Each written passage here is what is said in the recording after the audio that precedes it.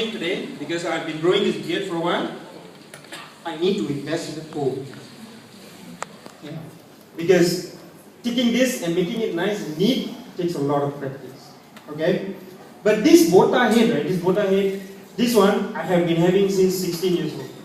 And during that time, right, when I was 16, I don't know how many people here, young people, know great basketball players, right? It says Michael Jordan.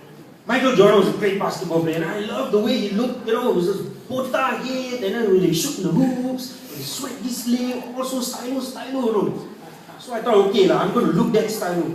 So I went to the barber, right? So I went to the barber, okay, give me a bota haircut. I want to look stylo my like Michael Jordan. So he gave me the whole bota haircut. I went back home and in the mirror, I was like, oh my god, you damn stylo, bro. Next day I went to school. The minute I walked into the gate, one Chinese fella yelled at me, "Hey Gandhi, come already!" That's it. Gandhi was my nickname for the whole secondary school stage that I was there.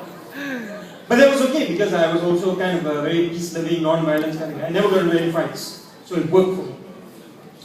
So I don't think that a lot of people here have seen me do comedy before. But one of the things that I don't do is transition. So now we're just going to jump into another category. The other day, I was on the street and I saw this convertible, right? You know the convertible, the one that doesn't have a top, it's topless, right? And I saw a convertible in Singapore and I kept thinking to myself, what is the purpose of having a convertible in Singapore? Seriously, it rains at least once every 2 days. What's the point of that? But still, they like to have their convertibles. And then when it rains, they put the top on top, everything, it's cool. But there was one time I saw this guy, and he has this convertible and he was going there in the street. It was raining, but he was still like, no problem. I will still go with the top down. It was raining, he was going with the top down, it was raining, the rain dropping onto his head, dropping onto the steering wheel, everything. It was just okay, never mind. I respect the guy. Seriously, I respect the guy. Because if you buy a convertible in Singapore, you have to be able to drive in the rain. So choose to drive in the rain, right?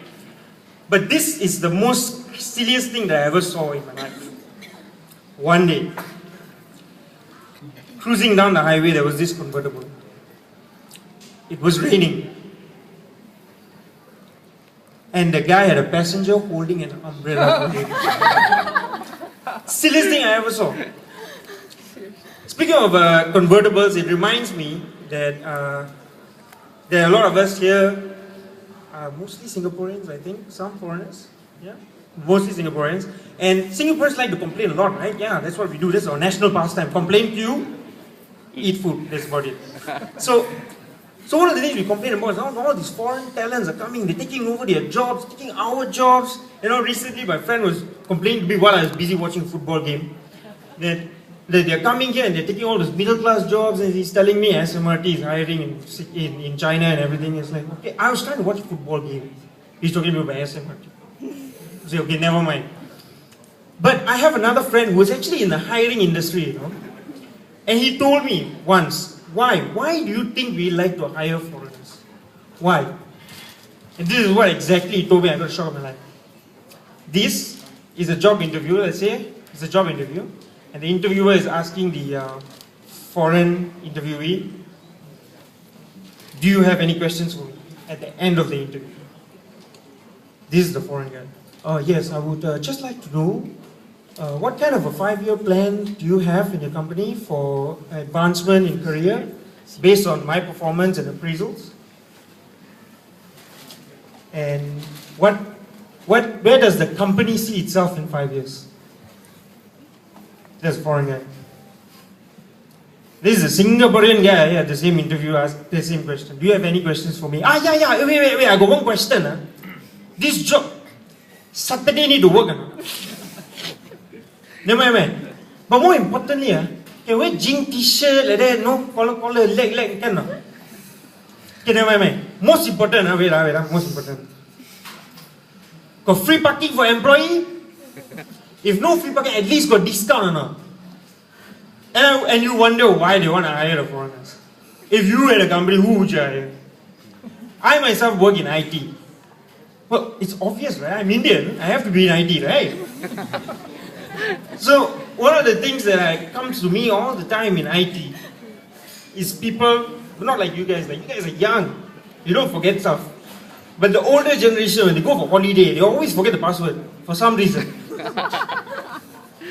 So every time they forget the password, they come to people like me and they ask us, can you please reset my password? We can do that, it's not such a big deal, but it's very annoying. So this one time, this guy came back from Langkawi and then he was like 2 weeks away or something, and he was like really old, and he forgot his password. He said, hey bro, I forgot my password. I went to Langkawi, I had a lot to drink, everything, I had so much fun, party, everything, I forgot my password. Hey, can you help me reset? Please, hey brother, come on lah. So I said, damn, okay, never mind, I reset the password. So I gave him a password. 979-12279. So he looks at the password, hey, bro, why so hard? Why so hard? Give me easy password, pass 1, 2, 3, ABCD, QRT. Say, hey, bro, hey, uncle, this is your own handphone number, you know. Alright, I think I'll just end with that because I don't want to drag too long. This is the problem with comedians, is that we don't know when we're supposed to stop. So, Jonathan, you better take the mic away from me.